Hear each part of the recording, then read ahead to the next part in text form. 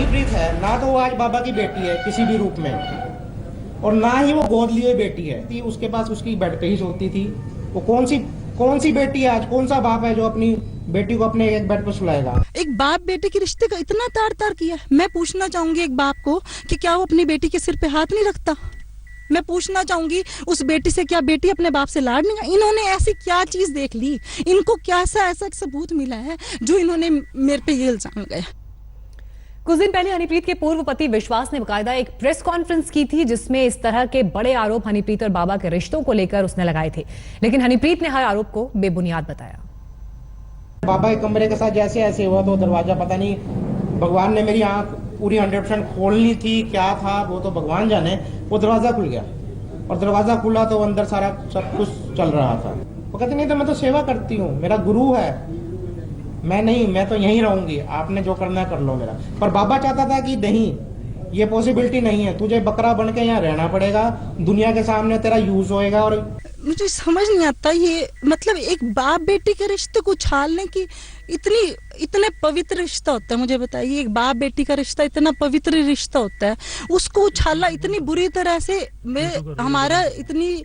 मेरा मेन डर का कारण ये था कि भी इन्होंने एक हनीप्रीत को क्या प्रेजेंट किया। मैं कहती हूँ जो डेरे के खास लोग हैं वो खास हैं क्या? उनको कोई जानता है?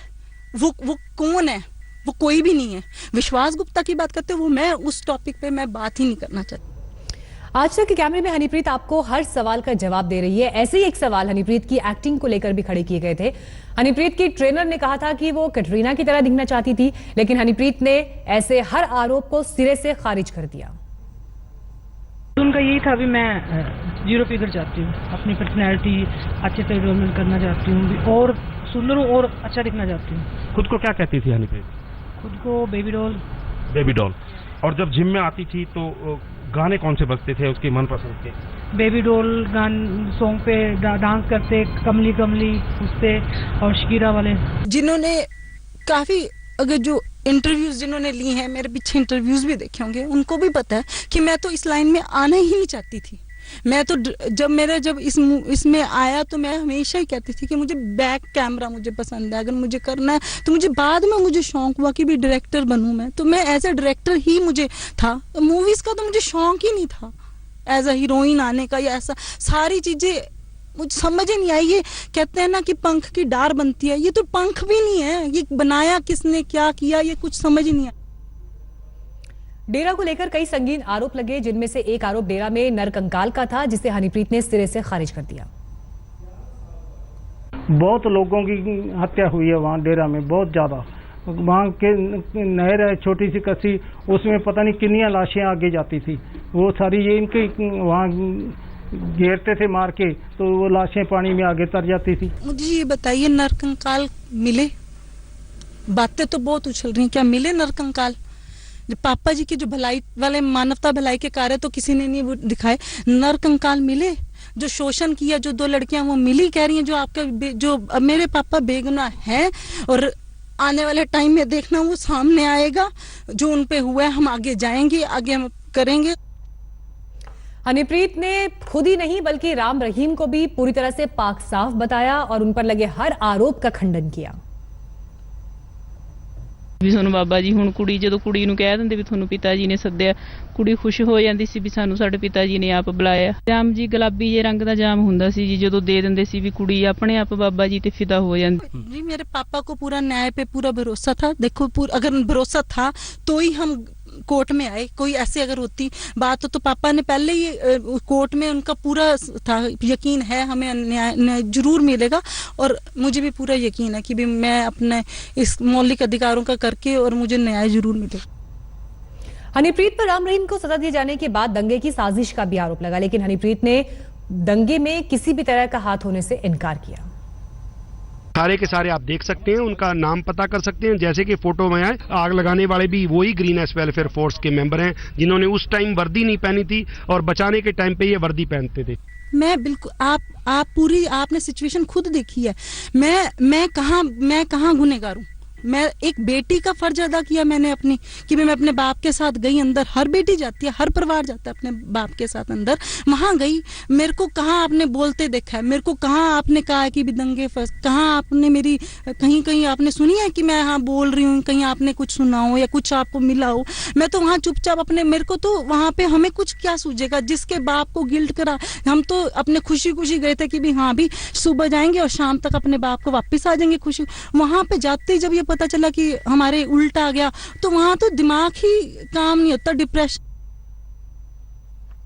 हनीप्रीत पर तमाम इल्जाम लगे, जिसमें से एक था कि हनीप्रीत को फिल्मों का भी शौक था, लेकिन किसी ने बोला वो कैटरीना बनना चाहती थी, तो किसी ने कहा कि सलमान के साथ भी काम करने की ख्वाहिश थी।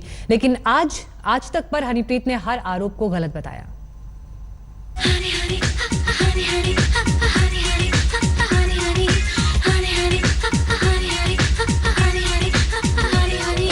तो मैं हमेशा ही कहती थी कि मुझे बैक कैमरा मुझे पसंद है, अगर मुझे करना है तो मुझे बाद में मुझे शौक हुआ कि भी डायरेक्टर बनूं मैं, तो मैं एज ए डायरेक्टर ही मुझे था। मूवीज का तो मुझे शौक ही नहीं था एज ए हीरोइन आने का या ऐसा।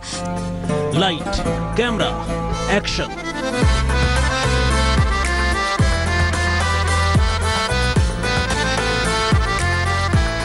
एक वक्त था जब राम रहीम और उसके दिल के बेहद करीब रही मुंह बोली बेटी हनीप्रीत की जिंदगी इन्हीं 3 अल्फाज के इर्द गिर्द घूमती थी। उसने एक के बाद एक कई फिल्मों में हर वो काम किया जो एक अदाकार या हीरोइन कर सकती थी, फिर चाहे वो डांस हो या रोमांस, एक्शन हो या फिर कुछ और तो और बाप बेटी की इस जोड़ी ने अपने फिल्मों में कई कहानियों के मायने ही बदल कर रख दिए। लेकिन आज तक से एक्सक्लूसिव बातचीत में अब हनीप्रीत ने जो खुलासा किया है वो हनीप्रीत के रुपहले पर्दे पर अब तक दिखी तस्वीर के बिल्कुल उलट है। जी हां, हनीप्रीत की माने तो वो न कभी हीरोइन बनना चाहती थी और न ही कभी कैमरे के सामने आना चाहती थी, बल्कि उसका रुझान तो कैमरे के पीछे काम करने का था। इंटरव्यूज जिन्होंने ली हैं, मेरे पीछे इंटरव्यूज भी देखे होंगे, उनको भी पता है कि मैं तो इस लाइन में आना ही नहीं चाहती थी। मैं तो जब इसमें आया तो मैं हमेशा ही कहती थी कि मुझे बैक कैमरा मुझे पसंद है, अगर मुझे करना है तो मुझे बाद में मुझे शौक हुआ कि भी डायरेक्टर बनूं मैं, तो मैं एज ए डायरेक्टर ही मुझे था। मूवीज का तो मुझे शौक ही नहीं था एज ए हीरोइन आने का या ऐसा। सारी चीजें मुझे समझ ही नहीं आई। ये कहते हैं ना कि पंख की डार बनती है, ये तो पंख भी नहीं है, ये बनाया किसने, क्या किया ये। हालांकि हनीप्रीत की ऐसी कई तस्वीरें भी नजर आई जिसमें वो डायरेक्शन से लेकर फिल्मों की एडिटिंग तक करती दिखी। बताते हैं कि राम रहीम को फिल्मों का चस्का लगाने वाली कोई और नहीं बल्कि यही हनीप्रीत थी, जो पहले तो कैमरे के पीछे रहकर काम करती थी, मगर फिर और तो और जानकारों ने यहां तक कहा कि पुलिस से भागने के दौरान उसका यही हुनर काम भी आया। यह भी सच है कि आज तक तो हनीप्रीत तक पहुंच गया, लेकिन अब भी पुलिस के हाथ उससे दूर हैं। ये और बात है कि आज तक के कैमरे पर उसने जिस तरह रो रो कर अपनी बातें रखी, उसने लोगों को नए सिरे से सोचने पर मजबूर कर दिया है। सतेंद्र चौहान, आज तक। कैमरे पर तो हनीप्रीत ने तमाम सवालों के जवाब आज तक को दिए, लेकिन अब सवाल यह है कि हनीप्रीत सरेंडर करेगी या वो अरेस्ट होगी। दिखाएंगे आपको ब्रेक। आज तक पर हनीप्रीत के एक्सक्लूसिव इंटरव्यू के बाद हरियाणा पुलिस हरकत में आ गई है। हनीप्रीत को पकड़ने के लिए पुलिस ने कई जगह नाकेबंदी की। हमारे संवाददाता अशोक सिंघल की रिपोर्ट। आज तक पर हनीप्रीत देखे जाने के बाद पंचकूला पुलिस और हरियाणा पुलिस चौकस हो गई है। हर गाड़ी को रोके जगह जगह पर चेक किया जा रहा है कि कहीं हनीप्रीत हो।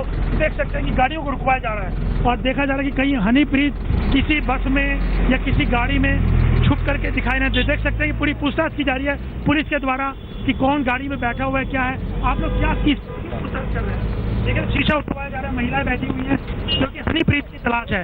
आप तक पर हनीप्रीत क्या क्या तलाश कर रहे हैं? चलो हमें गाड़ियाँ चेक कर रहे हैं, हमें ऑडिट किया हुआ है। हाँ, गाड़ियाँ का चेक किया जा रहा है। हनीप्रीत ना होगी। हाँ, तो 36 दिन तो हो गए हनीप्रीत दिखाई नहीं थी। देख सकते हैं कि बस गाड़ियाँ तमाम रुकवाए जा रहे हैं। यहाँ पर देखिए बस रुकवाई गई है। ये इसमें भी तलाशी ली जा रही है कि कहीं हनीप्रीत वेश बदल के ना बैठी हो, कहीं बुर्का पहन कर ना बैठी हो। देख सकते हैं कि पुलिस वाले बस में चढ़ करके तलाशी ले रहे हैं हनीप्रीत को लेकर के।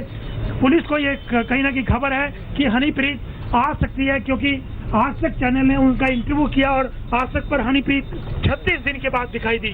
कैमरामैन संजीव कुमार के साथ अशोक सिंघल, पंचकुला, आज तक। फिलहाल एक ब्रेक के लिए यहाँ रुक रहे हैं, फौरन लौटेंगे। हनीप्रीत को एक इस तरह से प्रेजेंट किया है कि भी वो मुझे खुद को भी डर लगने लग गया। एक लड़की इतनी फोर्स, वो बिना परमिशन के साथ चली जाएगी।